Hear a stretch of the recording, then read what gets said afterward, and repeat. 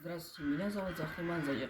Живу я в Жамбылской области, Турарескулский район, село Кулан. Учусь я в 8 классе школы имени Алихана Букиханова.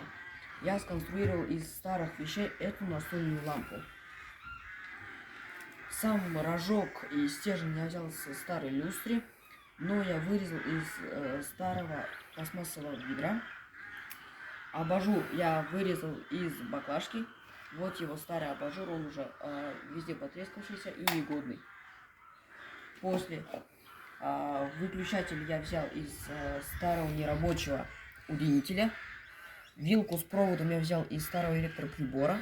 Я все это хорошо заизолировал и соединил.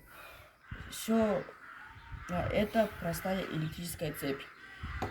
После я купил самоклеющуюся бумагу и все это задекорировал. Теперь давайте посмотрим, как оно работает. Включаем.